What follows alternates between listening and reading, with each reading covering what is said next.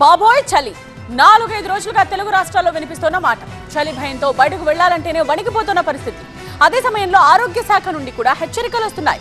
అప్రమత్తంగా లేకపోతే ప్రమాదమే అంటున్నారు వైద్యులు. దేశవ్యాప్తంగా శీతల గాలులకు గత 10 ఏళ్లలో 800 మందికి పైగా మృతి చెందారని నివేదికలు చెప్తున్నాయి. మరి చలి పులి పంజా నుండి తప్పించుకోవాలంటే ఏం చేయాలి? వైద్యులు ఏమంటున్నారు?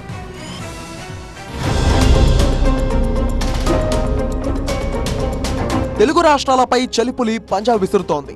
ఉన్నట్లుండి ఉష్ణోగ్రతలు భారీగా పడిపోయాయి. ఏజెన్సీ ప్రాంతాల్లో సింగిల్ డిజిట్ కు ఉష్ణోగ్రతలు నమోదవుతున్నాయి. దీంతో ప్రజలు గజగజ వణికిపోతున్నారు. పెరిగిన చలి తీవ్రతతో ఇళ్ల నుంచి బయటకు రావాలంటేనే వణికిపోతున్నారు.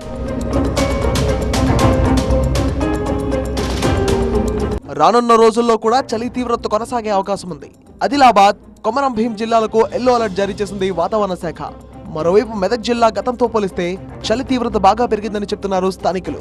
పోయిన సంవత్సరం కంటే నాగ కోటేశ్వరరావు గారు అయినా తేనెటీగల పెంపకం చేస్తూ 12 లక్షలు సంపాదిస్తున్నారు. మీరు వారి నుండి నేర్చుకోవాలా?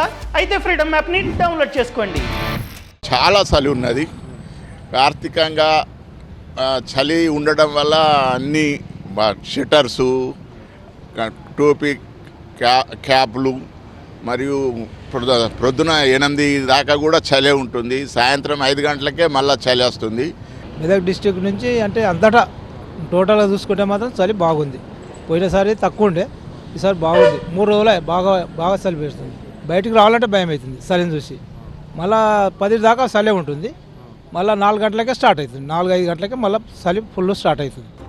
ఇక హైదరాబాద్ నగరంలోనూ కనిష్ట ఉష్ణోగ్రతలు నమోదవుతున్నాయి. కొన్ని ప్రాంతాల్లో 14 డిగ్రీల కంటే తక్కువగా ఉష్ణోగ్రతలు నమోదయ్యాయి. ముఖ్యంగా శివారు ప్రాంతాల్లో చలిపులి పంజా విసురుతోంది.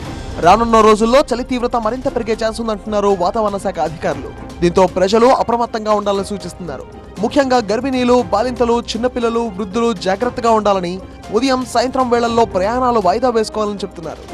ఈ చలికాలం మెయిన్గా మార్నింగ్ వాక్ ఇవి అవాయిడ్ చేస్తే చాలా మంచిది. ఒకవేళ బయటికి వెళ్ళాల్సి వచ్చిన కండిషన్లో డ్రై ఎయిర్ ఉంటుంది, అలర్జెన్స్ కానీ పొల్యూటెంట్స్ కానీ మనకు శ్వాస వ్యవస్థలకు వెళ్ళే ఛాన్స్ ఉంటుంది. కాబట్టి మాస్క్ వాడితే ఇంకా బెటర్. ఇంకా డీహైడ్రేషన్ అవుతాం కాబట్టి హైడ్రేషన్ అంటే జ్యూసెస్, వాటర్ ఎక్కువ తీసుకోవాలి, న్యూట్రిషియస్ ఫుడ్ తీసుకోవాలి. బెటర్ ఇంకా ఏంటంటే వ్యాక్సినేషన్, ఫ్లూ వ్యాక్సిన్ కానీ న్యూమోకాకల్ వ్యాక్సిన్ కానీ తీసుకుంటే బెటర్. తీవ్రమైన చలితో హైపోథర్మియా వంటి వ్యాధులు వచ్చే అవకాశం ఉంది. దీంతో గర్భిణీలు, చిన్నపిల్లలు, వృద్ధులు, శ్వాస సంబంధిత ఇబ్బందులు ఉన్న వాళ్ళు అప్రమత్తంగా ఉండాలని చెప్తున్నారు వైద్యులు. చలి తీవ్రతతో ఇంట్లో కర్రలు, బొగ్గులు, కుంపటి వెలిగించడం వంటివి చేయవద్దని, దీనివల్ల కార్బన్ మోనాక్సైడ్ ప్రభావంతో అనారోగ్య సమస్యలు వస్తాయని హెచ్చరిస్తున్నారు. వాతావరణంలో టెంపరేచర్స్ డ్రాప్ అవుతాయో మన బాడీ ఆటోమేటిక్గా టెంపరేచర్స్ని రెగ్యులేట్ చేసుకునే మెకానిజం ఉంటుంది. పిల్లల్లో ఇది డెవలప్ కాదు కాబట్టి హైపోథర్మియా అనే కండిషన్లో కూడా వెళ్ళే ఛాన్స్ ఉంటుంది. ఇక పెద్దవాళ్ళల్లో వీళ్ళకి కూడా రెస్పిరేటరీ సిస్టమ్ ఎఫెక్ట్ అవ్వడం వల్ల న్యూమోనియా, ఆస్తమా ఇవన్నీ వస్తాయి. అలా కాకుండా ఇంకా వీళ్ళలో వీక్గా ఉంటుంది, ఇమ్యూనిటీ సిస్టమ్ వీక్గా ఉండడం వల్ల క్రానిక్ ఎఫెక్ట్స్ ఉంటాయి. మరోవైపు అల్లూరు జిల్లా పాడేరు ఏజెన్సీలో భారీగా పెరిగింది చలి తీవ్రత.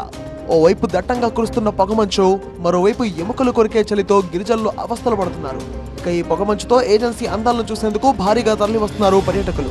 స్థానికంగా టెంట్లు వేసుకుని చలి మంటలతో సేద తీరుతున్నారు.